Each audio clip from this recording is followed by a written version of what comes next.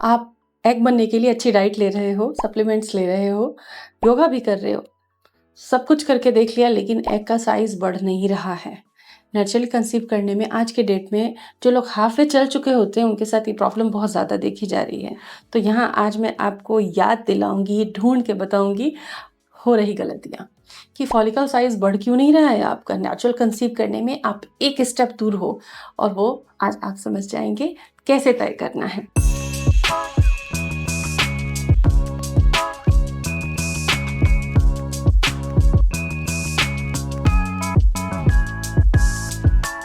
Welcome to Prerna's fertility care. आपका बहुत बहुत स्वागत है।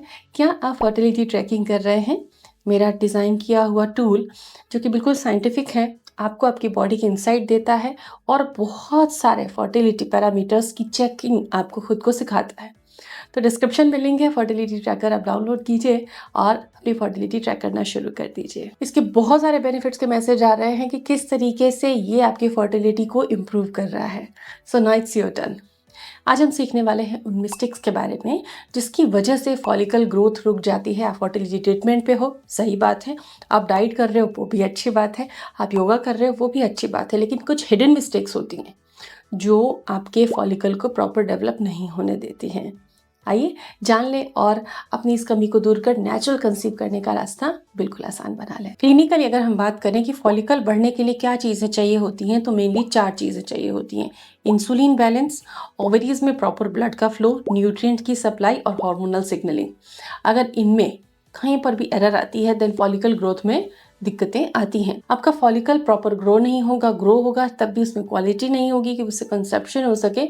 कुल मिलाकर कंसेप्शन नहीं हो पाता है, भले ही फॉलिकल थोड़ा ग्रो हो भी रहा हो या ना हो रहा हो। तो अगर आप इन टिप्स को जान लें तो चीज़ों को बहुत हद तक आप ठीक कर लेंगे। फॉलिकल ग्रो भी होगा और नेचुरल कंसेप्शन भी आसान होगा।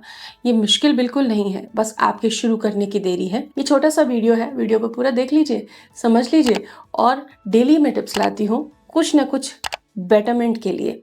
तो उसको अपने लाइफस्टाइल में अगर आपकी केस में अप्लाई होता है तो इम्प्लीमेंट कर लीजिए। अभी बहुत ज़्यादा ट्रेंड इंटरनेट पे देखा जाता है फास्टिंग का, इंटरमिटेंट फास्टिंग का। ये विंडो रख रहे हैं, वो विंडो रख रहे हैं। कई बार लोग सीधे हेल्दी बनाते हैं, ब्रंच करते हैं।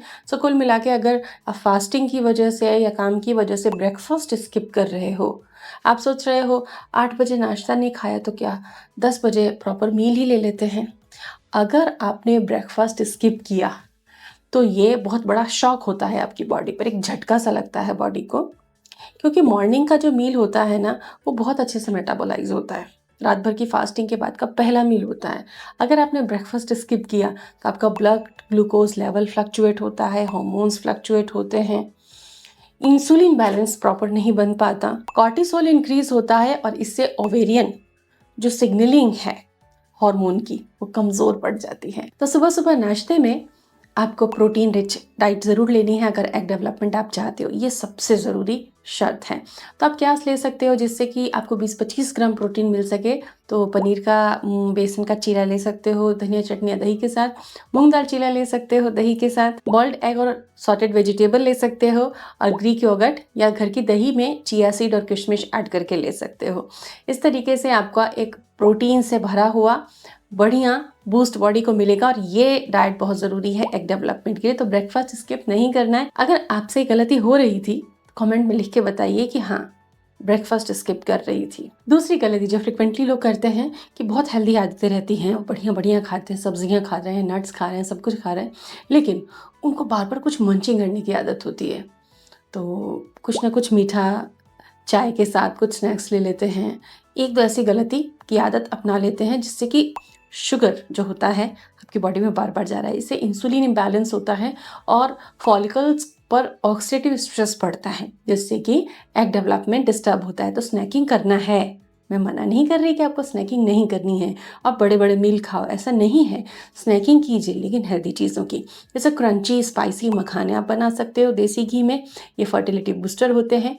भुने चने सॉल्टेड स्पाइसी आप तैयार कर सकते हो घर के मसालों से, वो प्रोटीन भी देंगे आपको और काफ़ी फुल भी करेंगे। आप सीड्स की मंचिंग कर सकते हो, जिनको मीठे की आदत है वो खजूर वाली डिज़र्ट्स तैयार कर सकते हैं ड्राई फ्रूट से। स्प्राउट चाट, चना चाट, ये सारी चीज़ें हैं मंचिंग के लिए। तो इस तरीके से आप अपनी स्नैकिंग की हैबिट को अच्छा कीजिए।